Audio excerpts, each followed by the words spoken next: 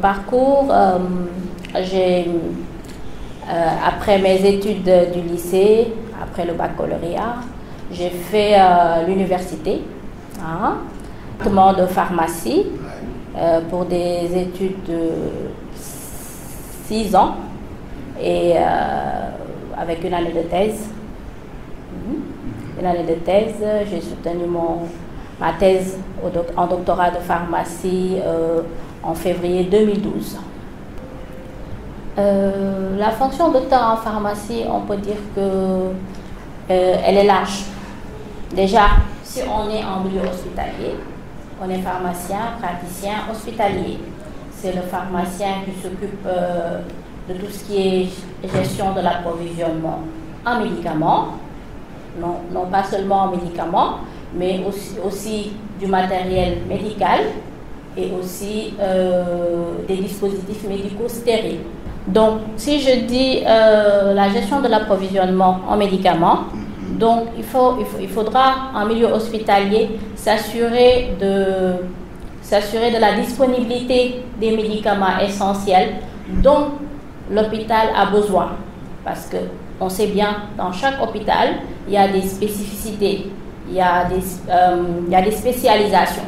Selon les spécialisations de l'hôpital, le pharmacien devrait s'assurer d'avoir tous les médicaments conformes à ses spécialités. Ça, c'est en partie. Et en d'autres termes, en ce qui concerne les matériels médicaux, donc il faut s'assurer que si on dit hôpital, quand on dit hôpital, il y a des hospitalisations. Le b.a.-ba, c'est que vous voyez, quand on hospitalise une personne, il faut un lit d'hospitalisation. Ça, c'est un matériel médical. Quand on a un bloc opératoire, il faudra l'équiper avec des matériels, des respirateurs d'anesthésie, des aspirateurs, je l'ai dit, des aspirateurs d'anesthésie, comment dire, encore des cialytiques, les lampes qu'on utilise au bloc opératoire, les lits qu'on utilise dans notre milieu, on fait de la chirurgie orthopédique, on parle de lit orthopédique, donc table d'opération, en quelque sorte, comme j'ai dit, selon les spécialisations. Donc, outre les matériels médicaux, on a les dispositifs médicaux stériles. Ce qu'on entend par dispositifs médicaux stériles, donc on peut dire pour l'habillement du chirurgien qui entre au bloc, il met des pyjamas jetables, des casaques opératoires, donc son habillement, des masques chirurgicaux, des cagoules, des coiffes, des lunettes, donc etc. Donc, comme vous l'avez si bien dit, quand on parle du chaume, on sait bien que le chaume découle de l'Institut appliqué de l'éphrologie de Dakar, ex-ILAD. Donc, tout le monde sait qu'on parle de la lèpre. Donc, pour ce qui est de la lèpre, comme rôle spécial ou spécifique que j'exerce avec ce département de médecine, comme on l'appelle, je m'occupe de tout ce qui est commande des antilépreux. Les PCT, comme la poliochimiothérapie qu'on utilise pour le traitement de la lèpre. En outre, ça aussi, je m'occupe aussi de la commande des médicaments adjuvants, donc qui rentrent dans le lot de tous les médicaments spécifiques qui sont des spécialités, mais aussi des traitements de soins qu'on utilise pour les soins, pour certains plaies. Le coordonnateur la coordonnatrice, on peut dire, du CLIN, Comité de lutte contre les infections nosocomiales, c'est tout ce qui s'occupe de l'hygiène au niveau de l'hôpital. Donc pour les antilépreux, on peut dire que l'approvisionnement se passe en de très bons termes. On reçoit une dotation, on fait des commandes trimestrielles avec un bon de commande adressé au niveau du programme national d'élimination de la lèpre. Outre ces médicaments antilépreux, il y a aussi, comme on l'a dit, les médicaments adjuvants. Les médicaments adjuvants, c'est ce qu'on utilise pour les autres traitements en ce qui concerne la lèpre, parce que ce n'est pas seulement la lèpre en tant que telle. Il y a d'autres médicaments, il y a d'autres pathologies sous-jacentes. C'est ça qu'on appelle les médicaments adjuvants. Si on dit c'est gratuit, parce que le patient en tant que tel ne l'achètent pas. On le donne gratuitement. Nous le commandons au niveau de, comme je l'ai dit, du programme national d'élimination de la lèpre. Nous aussi, nous ne l'achetons pas. Donc, c'est gratuit. Voilà, c'est l'État qui s'en charge. En partie, on élimine les anti-lépreux parce qu'on sait que ce sont des produits gratuits. Comme je vous ai dit, pour les produits adjuvants, ça, on le commande. On commande aussi, il y en a parmi ces médicaments qui sont donnés par le programme national d'élimination de la lèpre, mais ce n'est pas tous les médicaments. On peut en citer quelques-uns, comme la prednisolone, le Cortencil. Donc ça, on en reçoit parfois du côté du programme national d'élimination de la lèpre. Outre ça, on a besoin des complexes vitaminiques B, parce que nous savons que la lèpre provoque des atteintes neurologiques. Nous avons besoin des complexes avec de la vitamine D, des complexes avec du calcium, parfois du fer, selon la spécificité de la pathologie au niveau de la personne. Donc pour ça, c'est des produits parfois je dirais qu'on a des problèmes parce que si on l'achète via un grossiste, il faudra que le patient le paie. Ou bien on sait que l'ordre de Malte en tant que tel est à visée caritatif.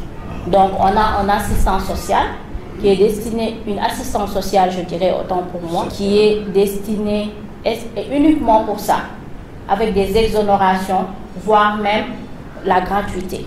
On peut le dire ouvertement. On est en parfaite collaboration parce que c'est des ordonnances qui sont prescrites par le médecin. Si le patient n'a pas les moyens, il est envoyé par le médecin, c'est l'assistance sociale qui étudie son cas. Et maintenant, si le cas est vraiment étudié, parce que c'est uniquement l'assistance sociale qui est en mesure de dire que si c'est un cas social ou pas. Maintenant, elle vient me voir, on en discute. Selon la disponibilité des produits, on ne voit pas l'intérêt de voir si les produits sont disponibles, on donne tout. On donne tout au patient. L'assistance sociale peut faire des exonérations. L'assistance sociale, parfois, peut avoir une bourse, une somme qu'elle a avec elle, qui est au niveau de la comptabilité. Elle pourra s'en servir pour acheter les médicaments. C'est normal. Je dirais que c'est normal parce que nous sommes en milieu hospitalier. Ce n'est pas seulement au niveau du centre hospitalier de l'Ordre de Malte, mais dans tous les hôpitaux, on est régi par un barème qui tourne entre 0 et 1,5. On peut se mettre en conformité avec les prix officinaux, mais comme on est en milieu hospitalier, on est là pour être auprès de la population. Donc on s'arrête à 1,3, à 1,2, c'est pourquoi vous voyez qu'il y a une légère différence. Pour les soins, ça dépend du type de plaie. Donc qui part d'un bain avec du permanganate de potassium, allant avec, selon les plaies, utiliser les antiseptiques tels que le Dakin. En ce qui concerne l'orthopédie, si c'est des protocoles thérapeutiques, c'est des anti-inflammatoires, je l'ai dit, des complexes vitaminiques.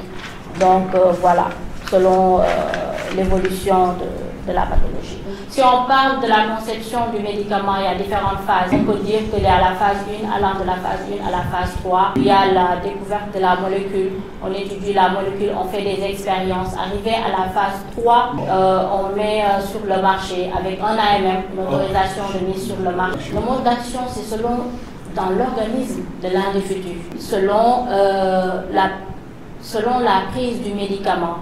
Donc, le médicament agit au niveau de l'organisme sur des sites qu'on appelle récepteurs, vont se fixer avec une vitesse, comment dire encore, avec une vitesse maximale. La dispensation, elle est simple. Donc, vous le voyez comme on le fait au niveau de la médecine, avec les antilépreux.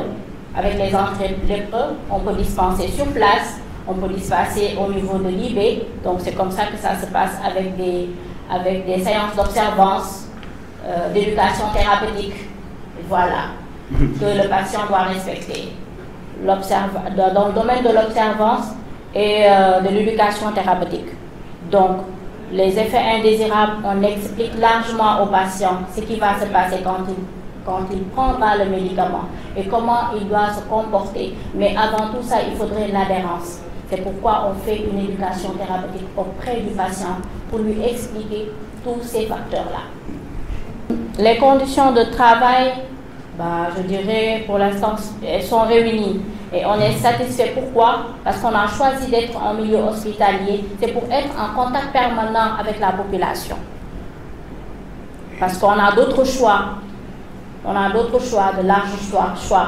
Mais là, ça dépend du type de personne. Donc quand on choisit d'être en milieu hospitalier, c'est que c'est quelque chose qu'on aime bien. C'est pour être en contact permanent avec la population. C'est que je suis très contente d'être parmi vous.